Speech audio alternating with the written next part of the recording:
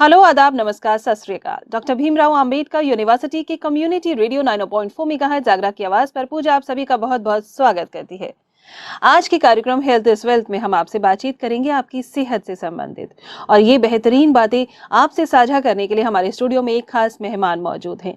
जी हाँ, बहुत समय से हम चाहते थे कि ये डॉक्टर साहब हमारी पकड़ में आ जाए, लेकिन हम इनका समय नहीं ले पा रहे थे क्योंकि बहुत ही बिजी रहते हैं, इनका शेड्यूल बहुत बिजी है। लेकिन आज हम बहुत ही सौभाग्यशाली हैं कि हमारे स्टूडियो में आज मौजूद हैं प्रोफेसर प्रभात अग्रवाल जी। सर नमस्कार। नमस्कार। बहुत बहुत स्वागत है सर आपका हमारे स्टूडियो में। प्रोफेसर साहब हैं professor of department of medicine, senior physician, diabetologist, SN medical college Agra से। सर कैसा लग रहा है आपको विश्वविद्यालय के सामुदायिक रेडियो में आकर? मुझे बहुत अच्छा लग रहा है। मैं इसमें दूसरी बार आया हूँ और बड़ा ही एक अपनापन महसूस होता है, क्योंकि मैं भी आगरा यूनिवर्सिटी का ही छात्र हूँ, तो बड़ा एक अपनापन सा लगता है, बड़ी खुशी मिलती है। और ये बड़ा एक सरल माध्यम है लोगों तक अपनी बात पहुंचाने का। बिल्कुल बिल्कुल। जहां ये सरल माध्यम है डॉक्टर साहब, वैसे ही हम कोशिश भी करते हैं कि स्वास्थ्य संबंधी जितनी भी जानकारियां हैं वो अपने सभी श्रोतागण तक, अपने दर्शकों तक हम सही और सटीक पहुंचाएं। तभी हम चाहते हैं कि आप जैसे विशेषज्ञ समय समय पर हमारे स्टूडियो में आए। आज हम डायबिटीज पर ही आपसे बातचीत करना चाहते हैं, और मुख्यतः डायबिटीज दो प्रकार की होती है, टाइप 1 और टाइप 2। लेकिन आज हम टाइप 1 डायबिटीज पर आपसे बात करना चाहते हैं क्योंकि आप उसी के विशेषज्ञ हैं। जी डॉक्टर साहब, टाइप 1 डायबिटीज बेसिकली क्या होती है? देखिए, जैसा कि आपने कहा कि डायबिटीज़ दो प्रकार की होती है, टाइप 1 और टाइप 2। टाइप 2 डायबिटीज़, सामान्य तौर पर जब भी हम डायबिटीज़ की बात करते हैं तो हम लगभग टाइप 2 डायबिटीज़ की बात कर रहे होते हैं। टाइप 2 डायबिटीज़ का अर्थ होता है वो डायबिटीज़ जो लगभग 25 से 30 साल से अधिक उम्र के व्यक्तियों को होती है। और सामान्यतः इसमें जो डायबिटीज़ का कारण होता है वो इंसुलिन रेजिस्टेंस होता है, यानी कि व्यक्ति के अंदर इंसुलिन तो होता है लेकिन वो रेजिस्टेंस का काम नहीं कर रहा है। अच्छा। और इसके जस्ट अपोजिट होता है टाइप 1 डायबिटीज़, जो छोटे छोटे बच्चों में होता है, यूजुअली 15-16 साल से नीचे होता है। वहाँ पर इंसुलिन बनती ही नहीं है। कई कारण होते हैं, उनमें से कुछ कारण हैं जिसकी वजह से किसी इंसुलिन बनती नहीं है। तो टाइप 1 डायबिटीज़ का इलाज और टाइप 2 डायबिटीज़ का इलाज बिल्कुल ही भिन्न होता है। और टाइप 1 के साथ एक अच्छी बात या ख़राब बात जो भी हम कह सकते हैं वो ये कि इंसुलिन ही इसका विकल्प है। और चूँकि इंसुलिन एक इंजेक्शन फॉर्म में आती है तो थोड़ा सा पेशेंट के फॉर्म में या उसके पेरेंट्स के फॉर्म में एक्सेप्ट करना अभी थोड़ा सा चैलेंजिंग है। बिल्कुल सही कहा। तो ये टाइप 1 डायबिटीज क्या वंशानुगत है? नहीं, देखिए, वंशानुगत तो नहीं है, लेकिन इसमें ज़्यादातर कारण ऑटोइम्यून होते हैं। ऑटोइम्यून की मतलब हुआ कुछ एंटीबॉडीज शरीर में ऐसी बनती हैं जो इंसुलिन बनाने वाली कोशिकाओं को या सेल्स को ख़त्म कर देती हैं। तो वंशानुगत तो मैं नहीं कहूँगा इसको, लेकिन ये छोटी उम्र में हो जाती हैं। कई बच्चे हमारे पास हैं 1 साल, 2 साल या 5 साल, तो छोटे बच्चों में होती है जो लंबे समय तक बाद तक रहती है। क्या ये क्योरेबल है या इसका लंबे समय तक इलाज ही चलता रहता है? क्यूरेबल तो नहीं कहूँगा, लेकिन यह है कि अगर इलाज चलता रहे, इंसुलिन पेशेंट प्रॉपर लेता रहे, तो कई व्यक्ति हमारे पास बहुत एक एग्जाम्पल्स हैं। जैसे कि हम देखें, सोनम कपूर एक लाइव लीजेंड है जिससे हम सीख सकते हैं कि वो डायबिटीज़ से सफ़र कर रही है और उसके बावजूद भी उसने अपनी कैरियर में बहुत अच्छा मुकाम हासिल करा। डॉक्टर साहब, क्या कारण रहते होंगे ये टाइप 1 डायबिटीज के? टाइप 1 डायबिटीज़ के मुख्यतः 2 कारण होते हैं। हम जिसे अगर मेडिकल भाषा में बात करें 2 भागों में बांट सकते हैं, type 1A, type 1B। 1A का मतलब होता है जहाँ पर बॉडी जो बनाने वाली कोशिकाएं सेल्स हैं उसके अगेंस्ट एंटीबॉडी बनती हैं, जिसकी वजह से इंसुलिन नहीं बनता है। दूसरा टाइप 1B होता है जिसमें जो लेस देन 1% जिसका कारण होता है, जिसमें एग्जैक्टली पता ही नहीं है क्या होता है। तो मुख्यतः जो होता है वो एंटीबॉडीज बनती हैं, जिसकी वजह से सेल्स या बीटा सेल्स जो इंसुलिन प्रोड्यूसिंग होती हैं वो नहीं बना पाती। तो जैसा कि हम बात कर रहे हैं टाइप 1 डायबिटीज की आज, और आपने ये बताया छोटे बच्चों से लेकर 25 वर्ष तक की उम्र के लोगों को ये टाइप 1 डायबिटीज होती है। सरल भाषा में जाने, क्योंकि कई लोग अभी भी ऐसे हैं जो कि टाइप 1 डायबिटीज उनके बच्चों को है लेकिन वो पहचान नहीं पाते। तो ऐसे क्या मुख्यतः लक्षण हैं कि वो पहचाने और फिर तुरंत जांच कराएं? ये सबसे इम्पोर्टेंट सवाल है, स्पेशली पेशेंट के लिए, कि लक्षण क्या है। लक्षण इसमें सबसे होता है, अगर छोटा बच्चा होता है तो माँ बाप की बहुत कॉमन कंप्लेन होती है कि सब बच्चा पनपता नहीं है, या इसके साथ के बच्चे उनका वजन ठीक हो गया, इसकी हाइट नहीं बढ़ी, वजन नहीं बढ़ा, या कई बार बच्चे को बार बार पेशाब जाना पड़ता है, बार बार पानी पीना पड़ता है, सब खाता बहुत है लेकिन पनपता नहीं है, वजन नहीं बढ़ रहा है। तो ये मुख्य, कई बार बच्चों को कीटोन्स अगर होते हैं, शुगर की मात्रा बहुत ज़्यादा होती है, तो ऐसे बच्चों को कई बार कीटोसिस की वजह से या डायबिटिक कीटोएसिडोसिस की वजह से उनको कई बार हॉस्पिटल में भर्ती होना पड़ता है।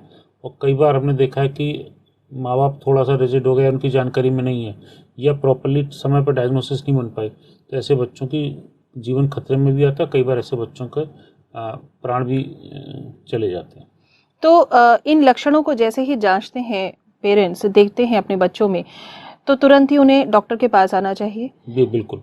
जैसे ही अगर आपको लगता है कि मैंने जो लक्षण बताए, कुछ लक्षण एटिपिकल भी हो सकते हैं, लेकिन सामान्य तौर पर लक्षण यही होते हैं। मैं दोबारा दोहरा दूँ, पेशाब बार बार आना, मुंह सूखना, पानी बार बार पीना या बार बार भूख लगना, या बच्चा पनप नहीं रहा है, उसका वजन नहीं बढ़ रहा है, या बार बार दस्त हो रहे हैं, अगर इस तरह का बच्चा है तो आपका बच्चा टाइप 1 से ग्रसित हो सकता है। इसमें कोई टाइम बर्बाद करने की ज़रूरत नहीं है, बहुत आसान है पहचानना। शुगर आप किसी भी लैब से करा सकते हैं, ग्लूकोमीटर से करा सकते हैं। लगभग अब हर छोटी से छोटी लैब में, हर गांव में, हर विलेज में ग्लूकोज चेक करने की मशीन होती है, तो 10 रुपये, 20 रुपये, 50 रुपये में चेक करा सकते हैं। और आपको लगता है अगर सामान्य से ज़्यादा उसकी शुगर है तो फ़ौरन नियर बाई स्पेशलिस्ट को या चिकित्सक को दिखाएं। जी जी। जब चिकित्सक के पास ऐसे बच्चे आते हैं, पेशेंट्स आते हैं, तो सबसे पहला जो उनका ऑब्जर्वेशन होता है और जो प्रक्रिया शुरू करते हैं उनके इलाज के लिए, वो क्या है? देखिए, सबसे पहले जब भी हम टाइप 1 का बच्चा आता है तो उसकी शुगर देख के हम हमेशा यूरिन के कीटोन्स चेक करते हैं, कहीं बच्चा डायबिटिक कीटोएसिडोसिस में तो नहीं है। क्योंकि अगर बच्चा कीटोसिस में है तो ये कई बार जान के लिए खतरा होता है, तो ऐसे बच्चों को हमें आईसीयू में या वार्ड में एडमिट करना पड़ता है। फ्रूट थेरेपी देनी पड़ती है ताकि उसकी जो कीटोन्स बन रहे हैं, कीटोन्स बॉडी से वॉश हो, और उसके बाद हमें फिर उसकी इंसुलिन शुरू करनी पड़ती है। क्योंकि कीटोसिस का खतरा बार बार रहेगा अगर हमने शुगर कंट्रोल नहीं करी, तो ऐसे बच्चों का मैं कुछ दिन एडमिट करके अच्छे से पेरेंट्स को इंसुलिन लगाने का तरीका, क्योंकि बहुत सामान्य गलती हम लोग पाते हैं कि डॉक्टर ने या किसी ने इंसुलिन प्रेस्क्राइब कर दी, लगाने का तरीका नहीं बताया, कैसे लगाना है, कहाँ रखना है, how to handle it, how to keep it. तो कई बार ऐसा होता है कि इंसुलिन होते हुए भी बच्चा लगाता है और उसके माता पिता कई बार डिसअपॉइंट हो जाते हैं, सब इंसुलिन लगाई तब भी हमारी शुगर कंट्रोल नहीं हुई, तो फिर वो छोड़ देते हैं कि बच्चे को बच्चे के हाल पे या भविष्य की वजह से प्रभु की मर्जी करके। तो हमें इंसुलिन बताना भी और इंसुलिन लगाने का तरीका भी समझाना है, इंसुलिन कैसे रखनी है, ये भी अपने में बहुत इंपॉर्टेंट चीज़ है। बिल्कुल, इस पर बात करेंगे, लेकिन कीटोसिस, बार बार आप इस शब्द का इस्तेमाल कर रहे हैं, डायबिटीज़ में इसका मुख्य रोल है। मैं चाहती हूँ बहुत ही सरल भाषा में पहले आप इसको समझाएं, कीटोसिस क्या है? जब भी बॉडी में शुगर बहुत ज़्यादा होती है, और हम जानते हैं कि शुगर को पचाने के लिए, डाइजेस्ट करने के लिए इंसुलिन की आवश्यकता होती है, तो जैसे कि हमने कहा कि टाइप 1 में इंसुलिन बनती ही नहीं है, तो जब इंसुलिन की कमी होती है तो ग्लूकोज ज़्यादा हो जाता है, उसकी वजह से फैटी एसिड का सिंथेसिस बढ़ जाता है। फैटी एसिड या फैट्स का सिंथेसिस बढ़ने की वजह से बॉडी में फैट्स की मात्रा ज़्यादा होती है, इसकी वजह से कीटोन्स की मात्रा अधिकतम होती चली जाती है। तो ये कीटोन्स जब यूरिन के अंदर या ब्लड के अंदर होता है, तो ऐसे मरीज को जो टाइप 1 के लक्षण, उसके अलावा कई बार पेट में दर्द बहुत होता है, नौजिया, उल्टियाँ बहुत होती हैं, वॉमिटिंग बहुत होती है, बच्चा खाने से मना कर देता है। कई बार ऐसे बच्चे, अगर हमें इलाज समय पर नहीं मिला तो कई बार ऐसे बच्चे बेहोश भी हो जाते हैं, कोमा में चले जाते हैं। तो इस तरह के बच्चों के लिए कीटोन्स, अगर कोई टाइप 1 का बच्चा है और वो हल्का सा बहुत पेट में दर्द बता रहा है, बार बार उल्टी बता रहा है, या सिर में दर्द बता रहा है, या थोड़ा बेहोश की तरफ जा रहा है, तो ऐसे बच्चे को कीटोन्स के लिए हमेशा इवेल्युएट करना चाहिए। डॉक्टर साहब, ये टाइप 1 डायबिटीज़ में ही इतनी भी परेशानी हो जाती है कि पेट में दर्द हो रहा है, लूज मोशंस हो रहे हैं और बच्चा कोमा तक चला जाता है? जी बिल्कुल, क्योंकि हम जानते हैं टाइप 1 डायबिटीज़ यूजुअली बच्चों को होती है, छोटे बच्चे होते हैं, उनको नहीं पता होता है, वो बच्चे कई बार बता भी नहीं पाते हैं, और पेरेंट्स भी नहीं समझ पाते हैं कि इनको पेट में दर्द। कई बार हमें लगता है, अभी हमने 15 दिन पहले बच्चा देखा जो आके, उसके पेरेंट्स आके बोले, साहब जब भी स्कूल जाने के लिए हम बात करते हैं तो ये पेट में दर्द का बहाना बनाता है। पेरेंट्स को लगता है वो बहाना बना रहा है। बहाना बना। तो हमने जब उसको देखा, वर्कअप करा, जब ध्यान से दिया, तो हमने हिस्ट्री ली, तो पता चला उसका वजन भी नहीं बढ़ रहा है और पेशाब भी ज़्यादा जा रहा है। देखा तो शुगर निकली, शुगर के बाद वो कीटोसिस में भी निकला बच्चा, और अल्टीमेटली जब कीटोन से मैनेज करा उसको, तो वो अब उसका पेट का दर्द अब ठीक है। तो ये बड़ा इंपॉर्टेंट है कि पेरेंट्स के नॉलेज होना, जिनको स्पेशली टाइप 1 डायबिटीज़ है उनको जरूर पता होना चाहिए कीटोन्स के लक्षण क्या है और कब हमें शक करना है, क्योंकि कीटोन्स भी चेक करना बड़ा आसान है। यूरिन की स्ट्रिप आती है, अब यूरिन में भिगो के पेरेंट्स आराम से देख सकते हैं, हर जगह हर मेडिकल स्टोर पर कीटोन्स की स्ट्रिप मिल जाती है। क्योंकि अगर मैंने कीटोन्स को अगर इग्नोर कर दिया, नज़रअंदाज कर दिया, तो कई बार लाइफ थ्रेटनिंग कंडीशन बन जाती है।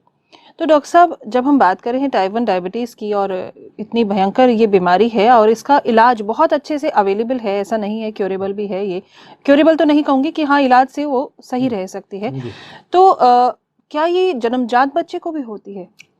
सामान्य तौर पर जो देखा जाता है टाइप 1 डायबिटीज 6 महीने से बड़े बच्चों को होती है, 6 महीने से कम में नहीं होती है।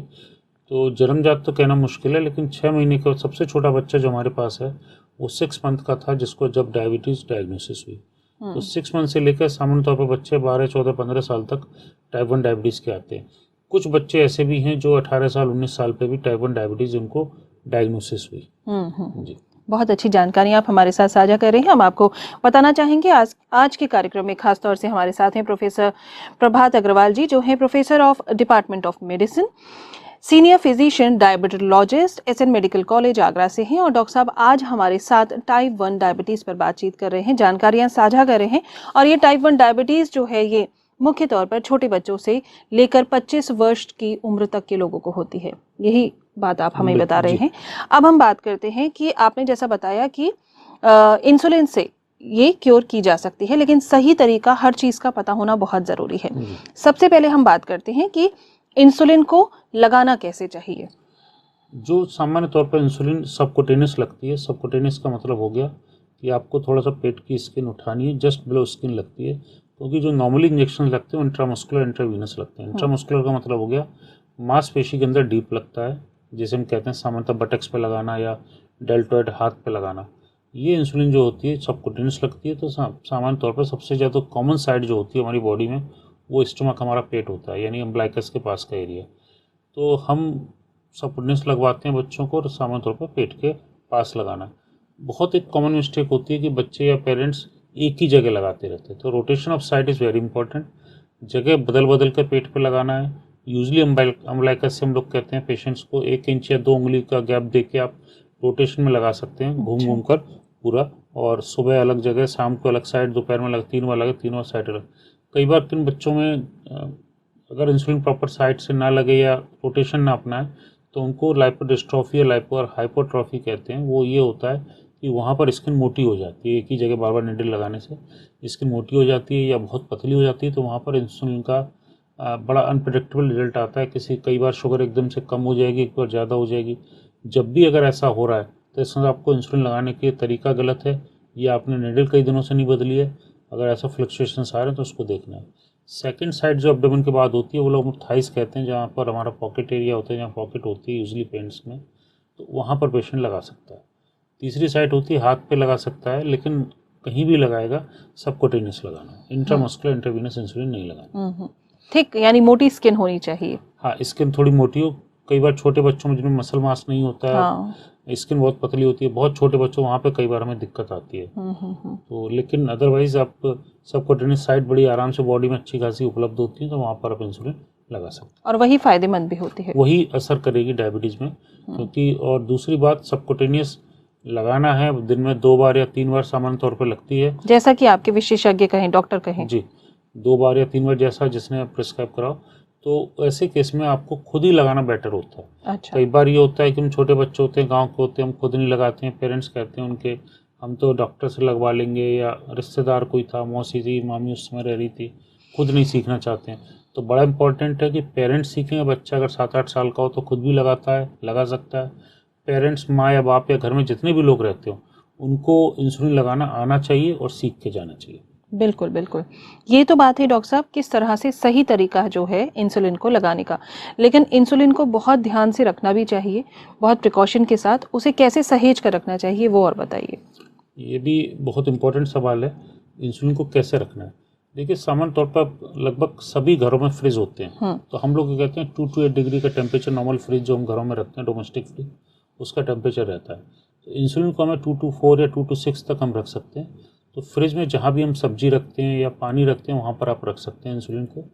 और फ्रीज़र जो होता है वहाँ नहीं रखना है। ध्यान इस चीज़ का रखना है, जहाँ पर बर्फ़ जमाते हैं उस एरिया में इंसुलिन नहीं रखनी है, क्योंकि इंसुलिन अगर फ्रीज़ हो गई, जम गई, तो यूजुअली बेकार हो जाती है। फ्रिज के नीचे जो, फ्रीज़र के नीचे जो ट्रे होती है वहाँ भी नहीं रखना है, जो पानी लीक होकर आता है। जहाँ आप सब्जी रखते हैं, बर्तन रखते हैं, वहाँ पर आप इंसुलिन को आराम से रख सकते हैं। बस ध्यान रखना है। कई बार किन घरों में अनफॉर्चुनेट अभी भी कुछ हम जानते हैं, कुछ संसाधनों की कमी, तो कई जगह फ्रिज नहीं है। तो ऐसे में हम करते हैं, नियर बाई अगर आपको कोई पड़ोसी हो जो आपकी हेल्प कर सके, कोई दुकानदार हो जिसके यहाँ फ्रिज हो, वहाँ रख सकते हैं। अदरवाइज़ नहीं तो बड़ा सिंपल तरीका है, मिट्टी के बर्तन में आप इंसुलिन रख सकते हैं, पानी भर के। और बस ध्यान रखें, ऐसी जगह से दूर रखें जो डायरेक्ट सन के टेम्परेचर लाइट में ना हो। उससे अच्छा। थोड़ा दूर आप रख सकते हैं, तो अब आराम से इंसुलिन मैनेज हो जाती है। वो बॉक्स में आती है, तो मिट्टी के बर्तन में पानी भर के उस आप बॉक्स को आप बिल्कुल अच्छे से बंद करके टाइट हाँ बिल्कुल पानी में रख उसमें सकते हैं, पानी में रख तो सकते उससे हैं। लगभग टेम्परेचर मेंटेन रहता है। जी जी जी। उसकी निडल को भी बहुत साफ और ध्यान से रखना चाहिए, कभी हाथ भी नहीं उस पर लगना जी। चाहिए। कुछ इस हाइजीन साफ सफाई के बारे में बताइए। देखिए, जो इंसुलिन अब आती हैं बहुत महीन आने लगी, बहुत पतली गॉज कहते हैं जो, तो जो सिरिंज की निडल होती है वो लगभग 26 गॉज की होती है। जो पेन में आती है इंसुलिन में वो 32 गॉज की होती है। बहुत फाइन निडल होती है, बहुत पतली होती हैं, बहुत उनकी लेंथ भी कम आने लगी है। तो कोशिश करें कि कभी भी निडल को हाथ ना लगें, क्योंकि उनकी जो टिप होती है उसमें सिलिकॉन लगा होता है। और कभी भी स्प्रिट या स्वैब या कोई भी जो आप लगाते हैं वो सामान्य तौर पर निडल पर कभी नहीं लगाना चाहिए। निडल को कभी भी रुई से या कॉटन से स्प्रिट से साफ़ नहीं करना चाहिए। और निडल को आप लगाने के बाद उसको कैप लगा के वापस रख दें। और दूसरा, कोशिश करें अगर आप हों तो 3 से 4 दिन में निडल को बदल लें। आइडियली रिकमेंडेशन तो कहता है कि हर बार आप लगाएं और उसको चेंज करें, लेकिन चूंकि कॉस्टली पड़ता है, संसाधन लिमिटेड है, तो 3 से 4 दिन में अपने मरीजों से कहते हैं, आराम से वो चलता है। जी जी जी। जब डॉक्टर साहब निडल लगाई भी जाती है उससे पहले अपनी स्किन को भी साफ करना जी। होता है, ये भी बहुत ज़रूरी है। अगर पेशेंट रोज़ नहा रहा है, साफ़ सफाई रखता है, तो कई बार बिना साफ़ करे भी स्किन को रख सकता है। लेकिन कई बार सर्दियों में या ऐसे समय में नहीं नहा पा रहे हैं, बाहर हैं, तो वहाँ पर अगर संभव हो तो स्पिट कॉटन या कॉटन स्वैब या जो भी चीज़ उपलब्ध हो उससे आप स्किन अच्छे से साफ़ करिए। इंपॉर्टेंट चीज़, वो स्पिट उड़ जाने दीजिए, ड्राई होने दीजिए जगह। अच्छा। नहीं तो कई बार क्या होता है, स्पिट वहाँ रहती है, जब स्पिट आप निडल लगाते हैं तो पेनिट्रेशन के साथ स्पिट अंदर चली जाती है, तो वो कई बार इचिंग सेंसेशन करती है। तो स्पिट को लगा के उसको उड़ जाने दें, उसके बाद आप निडल लगाइए तो अच्छा रहेगा। जी जी। डॉक्टर साहब, जैसे कि आपने बताया कि ये तरीका है प्रॉपर सही लगाने का और निडल को रखने का और इंसुलिन को संभाल के रखने का, लेकिन इसके साथ साथ हम ये भी जानना चाहेंगे, शुरुआती जांच भी क्या घर में की जा सकती है, जैसे कि पेरेंट्स को पता चल जाए और फिर वो डॉक्टर के पास जाए? जी, जैसा मैंने कहा कि ग्लूकोमीटर हर घर में लगभग उपलब्ध है। हर घर में नहीं तो नियर बाई केमिस्ट या नियर बाई पैथोलॉजी में आप करा सकते हैं, नहीं तो लैब पर आप करा सकते हैं। बहुत छोटी जांच है, ग्लूकोमीटर में शुगर चेक करा के देख लीजिए। अगर आपका रैंडम शुगर 200 से ऊपर जा रहा है और साथ में अगर आपको लक्षण भी हैं, जो लक्षणों में पेशाब ज़्यादा आ रहा है, मुंह सूख रहा है, पानी ज़्यादा पी रहे हैं, भूख लग रही, तो सामान्य तौर पर डायबिटीज़ होती है। 15 साल से कम अगर बच्चा है और उसको डायबिटीज़ निकल के आती है तो ये टाइप 1 डायबिटीज़ होती है। 15 से लेके 25 तक थोड़ा सा डाउटफुल होता है, हमें कुछ टेस्ट की और जो आवश्यकता पड़ती है, कहीं ये टाइप 2 तो नहीं है, क्योंकि आज के जीवन में हम जानते हैं जीवन शैली काफ़ी चेंज हो गई है। बच्चों का वजन बढ़ रहा है, बच्चे मोटे हैं, एक्सरसाइज प्रॉपर नहीं हो पा रही है, स्ट्रेस में है, टेंशन में। तो कई बार हमने देखा है कि टाइप 2 डायबिटीज़ जो सामान्य तौर पर 25-30 साल पे होती थी, वो अब 16-17 साल पे भी देखने को मिल रही है। इसके अलावा कुछ बायोकेमिकल टेस्ट होते हैं जिनको हम लैब में करा सकते हैं। गैट एंटीबॉडीज़ हैं, इंसुलिन लेवल हैं, सी पेप्टाइड हैं, लेकिन ये खुद ना कराएं, किसी स्पेशलिस्ट की सलाह भी कराएं, क्योंकि ये थोड़े कॉस्टली टेस्ट होते हैं। तो ऐसा ना हो कि आप कराएं और जिसमें आपका पैसा का बर्बादी हो। डॉक्टर साहब, बिल्कुल सही बात आपने कही और इस पर मैं सवाल भी आपसे जानना चाहूँगी। आजकल के जो एडोलसेंट बच्चे हैं, क्योंकि आजकल बच्चे फिजिकल काम बहुत कम करते हैं, बाहर खेलने कम जाते हैं, मोबाइल्स पर रहते हैं, टीवी पर रहते हैं, गेम्स खेलते हैं ऑनलाइन, तो आजकल का जो एडोलसेंट बच्चा है देखा गया है मुख्यतः कि वो बहुत फैटी है, बहुत मोटापा उनको चढ़ जाता है। और क्या ये भी बीमारियों के लक्षण हैं और ये भी बीमारियों का कारण बन जाती है, बहुत सी बीमारियों के? जी बिल्कुल। अगर हम बात करें तो हर बच्चा आप देखेंगे, अगर किसी भी स्कूल में एवरेज स्कूल में जाएंगे और हम अपने समय से कंपेयर करेंगे तो लगभग हर बच्चे का वेट 10 किलो ज़्यादा है। जब हम स्टूडेंट थे 9th-10th के, तब एक एवरेज हिंदुस्तानी बच्चे का वजन 45 किलो तक होता था 10 में। अब 55 किलो, 60 किलो, 65 किलो बहुत एक सामान्य तौर पर बच्चे का वजन देखा गया। चूँकि इसके कई सारे कारण हैं। अब पहले के कंपेयर में हर व्यक्ति का थोड़ा पैसा बढ़ गया है। दूसरा, पहले बच्चे ज़्यादा होते थे, बच्चे कम है, तो माता पिता का संसाधन बढ़ गए हैं। तीसरा, अब हम लोग के टाइम में आप याद होगा कि हम लोग की हर जिद पूरी नहीं होती थी। अब सबके 1-1, 2-2 बच्चे हैं, तो बड़े आसानी से माँ बाप जैसा बच्चा मांगता देते हैं। फास्ट फूड का बहुत चलन, हमारे टाइम में फास्ट फूड नाम मात्र को होता, ना के बराबर होता। बच्चे का दूसरा हम देखें तो बाहर खेलना लगभग ना के बराबर है। हर बच्चे को मोबाइल टाइम चाहिए, स्क्रीन टाइम चाहिए।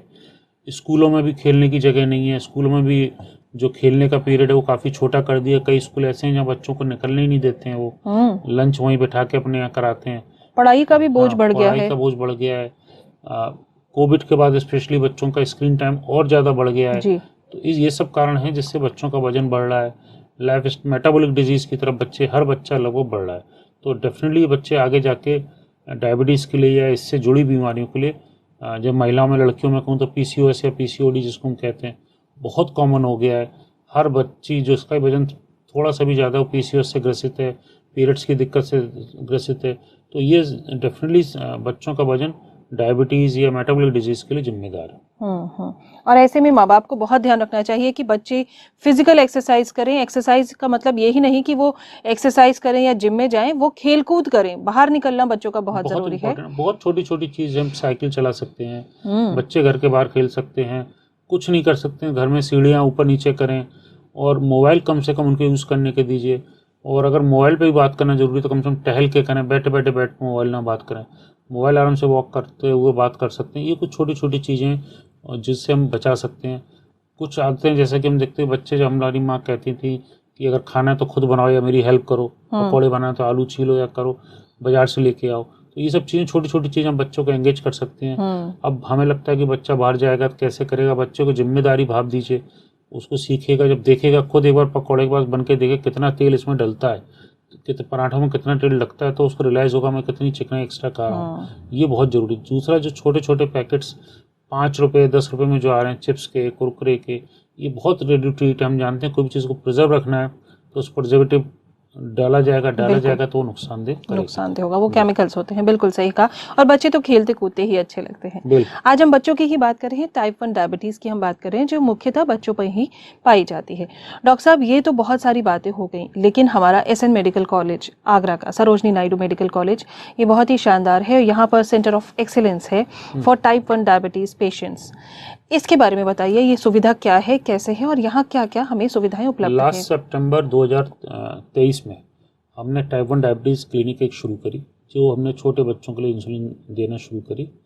और उसी क्रम में हमने एक NGO है, नोवो नॉर्डिस्क, जो इंसुलिन बनाने वाली एक डेनिश कंपनी है, उसकी सहयोग से उन्होंने हमें फंडिंग करी और हमने एक सेंटर ऑफ एक्सीलेंस डेवलप करा। शानदार। इस सेंटर ऑफ एक्सीलेंस में जो हमें फ़ायदा है वो सबसे अच्छी चीज़, हमारे पास एक डायबिटिक एजुकेटर है, एक काउंसलर है जो बच्चों को पूरा काउंसलिंग करेगा। क्योंकि कई बार हमने देखा है बच्चों के माँ बाप मानने को तैयार ही नहीं होते कि हमारे बच्चों को डायबिटीज़ है। वो उनके लिए बड़ा एक पीड़ा होती है, बड़ा पेन होता है कि नहीं जी हमारे बच्चों कैसे हो सकती है, हमारा बच्चा तो मिठाई नहीं खाता, हमारे परिवार में किसी को नहीं है। तो उनको समझाना ये बड़ा एक कठिन काम है।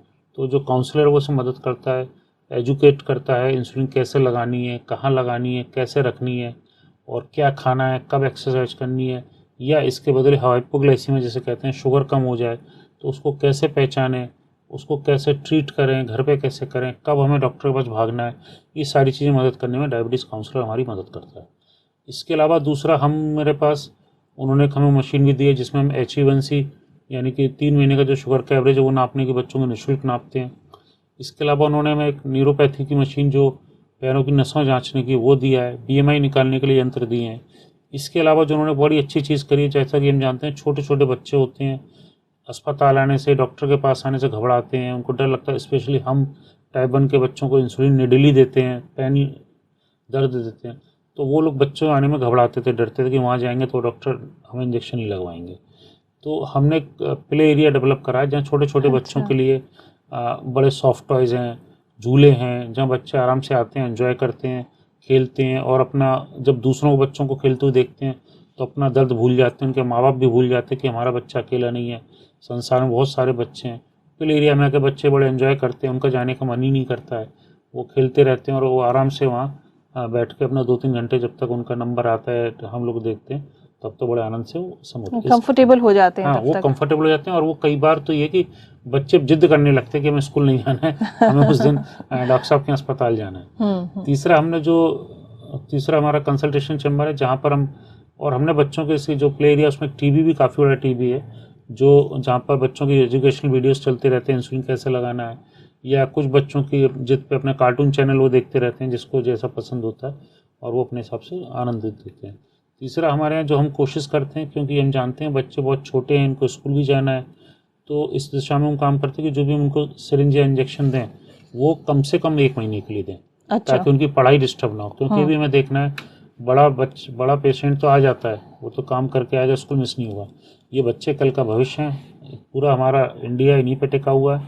तो हम कोशिश करते हैं कि बच्चों की पढ़ाई कम से कम छूटे, या इनके पेरेंट्स भी डेली वेजेस वर्कर होते हैं तो उन बेचारों का नुकसान ना हो। तो हम कोशिश करते हैं 1 महीने, कई बार हम 2 महीने, 1.5 महीने की, जैसा कि उसकी रिक्वायरमेंट होती है हम उसको देते हैं।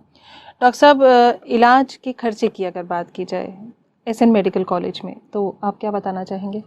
देखिए, हम इंसुलिन जो मैंने कहा बिल्कुल मुफ्त दे रहे हैं। अरे वाह। और ये वर्ल्ड क्लास इंसुलिन है, यानी कि मैं कहूँ तो पूरे वर्ल्ड में, अगर आप अमेरिका या यूरोप के किसी भी देश में बात करें, वही इंसुलिन बच्चों को दे रहे हैं। और ये इंसुलिन ही सबसे महंगी आती है। सबसे महंगी इंसुलिन है। काफ़ी, कई बार महीने का खर्च किसी किसी पेरेंट बच्चे का 10 से 12 हज़ार रुपये तक आ रहा है, तो वो हम फ्री ऑफ कॉस्ट दे रहे हैं। वाह। इसके अलावा हम बच्चों को निडल भी दे रहे हैं। कई बार निडल भी 15 रुपये 20 रुपये कॉस्ट करती है, तो कई बार बच्चे इंसुलिन तो ले लेते हैं लेकिन वो निडल नहीं खरीद पाते हैं, उसी पुरानी निडल से लगाते रहते हैं, तो उनको निडल भी फ्री ऑफ कॉस्ट दे रहे हैं। कुछ बच्चे, उनको ग्लूकोमीटर भी हम फ्री दे रहे हैं जो ग्लूकोमीटर अफोर्ड नहीं कर पा रहे हैं, या शुगर कम होने पर उनको इमीडिएट हम टैबलेट्स आती हैं ग्लूकोज की टैबलेट, वो भी हम उनको देते हैं कि भाई अगर कभी स्कूल में शुगर कम होती है तो वो गोली ले सकते हैं। दूसरा, हमने भी कई चैलेंज, जब काम करते हैं तो आपको पता चलता है। सबसे बड़ा चैलेंज हमने देखा, कई स्कूल्स ने आगरा में मना कर दिया बच्चों को एडमिशन देने से।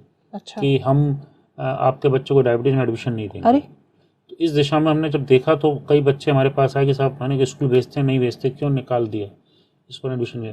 तो हमने कई बार उनसे बात करी फ़ोन पे मैनेजमेंट टीम से, तो उन्होंने अपनी दिक्कतें बताई। हमने उसको उनको समझाया कि उनके टीचर को हमने बताया कि भाई आपको कैसे हाइपोग्लाइसीमिया पहचानना है। और चूंकि हमारे लिए बड़ा चैलेंजिंग काम है कि बच्चों का हाइपोग्लाइसीमिया टीचर को पता होना चाहिए, क्योंकि वहाँ पेरेंट्स नहीं होते हैं। तो हमने उनको बताया कि हाइपोग्लाइसीमिया बच्चा कभी भी भूख के लिए कहे तो आप हमेशा उसके रिसेस टाइम का या लंच टाइम का वेट ना करें। अगर बच्चा कभी भूख के लिए कह रहा है तो प्लीज़ उसको टिफ़िन लेने दें। इस दिशा में भी काम किया, और कई बच्चे जिनको एडमिशन नहीं मिल पा रहा था, हमने उसमें बच्चों की मदद करी। और हमें बड़ी खुशी है कहते हुए कि हमने 3 बच्चों का एडमिशन कराया जो आगरा के नामी ग्रामी संस्थान थे, तो एडमिशन लेने से मना कर रहे थे। बहुत अच्छी बात है। हमने अभी पिछले महीने एक बच्चों के लिए समर कैंप भी आयोजित किया, जिसमें कई सारे बच्चे आए जिन्होंने अपनी प्रतिभा दिखाई। बच्चों ने बड़ी अच्छी पेंटिंग्स करी और हमने उनको एनकरेज करा, प्राइज़ भी दिए। और कई बच्चे, हमें पता चला कि 10th में या 12th में तो उन्होंने आगरा टॉप भी करा। और ऐसा नहीं है कि जो एक लोगों को लगता है कि मेरे बच्चे को टाइप 1 डायबिटीज़ है तो बच्चा पढ़ेगा नहीं, कैरियर में एक्सेल नहीं कर पाएगा, ऐसा नहीं है। हमारे पास कई ऐसे बहुत अच्छे अच्छे एग्जाम्पल हैं जो बच्चों ने, कई डॉक्टर्स बने, कई इंजीनियर बने, कई सीए बने। समाज में बहुत तरह के लोग हैं, एक्टर हैं, जैसे मैंने कहा सोनम कपूर है ना, वसीम अकरम पाकिस्तान के क्रिकेटर हम जानते हैं, ये सब टाइप 1 डायबिटिक हैं। और बहुत निकी जोन्स जो प्रियंका चोपड़ा, उनके is also type 1 diabetic. World, हमें कई सारे ऐसे एग्जाम्पल्स हैं जिन्होंने जीवन में एक्सेल करा। तो हम बच्चों से, समर कैंप का हमारा सबसे बड़ा फ़ायदा हुआ, हमारे लिए भी नया एक्सपीरियंस था कि बच्चों को, पेरेंट्स को जिनको लगता था हमारे बच्चे पढ़ नहीं पाएंगे, स्कूल कैसे जाएंगे, उनको एक मोटिवेशन हुआ कि ऐसा नहीं कि पढ़ाई में बाधक नहीं है, टाइप 1 बच्चा भी सामान्यतः नॉर्मल पे बच्चे की तरह पढ़ सकता है। बिल्कुल। दूसरा, अभी 2 साल पहले दिक्कत आई थी कि जो नीट का एग्ज़ाम होता है, मेडिकल का या इंजीनियरिंग का, IIT का होता है, उसमें हम जानते हैं कुछ भी ले जाने नहीं देते हैं साथ में। उस दिशा में प्रयास करा तो उसमें ये हुआ, गवर्नमेंट से गाइडलाइन ही बन के आई कि अगर बच्चा ये प्रूफ कर देता है टाइप 1 डायबिटिक है तो उसको ग्लूकोज या ग्लूकोमीटर ले जाने की सुविधा भी गवर्नमेंट की तरफ से दी गई है। जी। तो अब कोई भी रिकमेंडेशन बच्चों को परेशान करने के लिए नहीं है।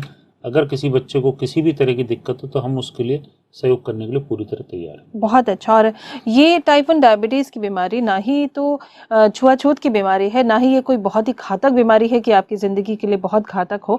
अगर आप सही समय पर इसको डायग्नोस करके, इसकी जांच करके, इसका इलाज बहुत अच्छी डॉक्टर से करवाएंगे तो आपको कोई परेशानी होगी ही नहीं। और डॉक्टर साहब ने बताया कि बहुत सारे सेलिब्रिटीज़ हैं जो अभी अपने अपने क्षेत्र में बहुत अच्छा काम कर रहे हैं और उन्हें भी वो टाइप 1 डायबिटीज़ है। तो इस तरह के जो बच्चे हैं, इनके साथ भेदभाव बिल्कुल नहीं होना चाहिए। ये नॉर्मल बच्चों की तरह ही हैं, बस ये अपना इलाज कंटिन्यू रखें, सही तरीके से रखें। ये जानना चाहेंगे कि शुगर हाई हो जाती है तो आप इंसुलिन ले सकते हैं, लेकिन क्या शुगर कम होती है वो ज़्यादा घातक है और उसमें क्या करना चाहिए? शुगर कम होना, मैं कहूँगा अगर किसी व्यक्ति की पूरे दिन शुगर 400 रहे या ज़्यादा रहे तो इतना खतरे वाली बात नहीं है। लेकिन अगर किसी व्यक्ति की शुगर 40 रह गई या 60 रह गई और 15 मिनट से आधे घंटे के लिए भी रह गई तो कई बार वो जीवन के लिए घातक होता है। तो इसको मेडिकल भाषा में हाइपोग्लाइसीमिया कहते हैं। इसको पहचानने का तरीका, अगर डायबिटिक पेशेंट है, उसने लंबे समय तक खाना नहीं खाया, या इंसुलिन ज़्यादा लगनी थी, कम लगनी थी, ज़्यादा लगा दी, गलती से ज़्यादा लग गई या सिरिंज बदलने की वजह से लग गई या कोई दूसरा व्यक्ति लगाता था उसने ज़्यादा लगा दी, उसको नहीं पता था, तो ऐसे व्यक्तियों को कई बार शुगर कम हो जाती है।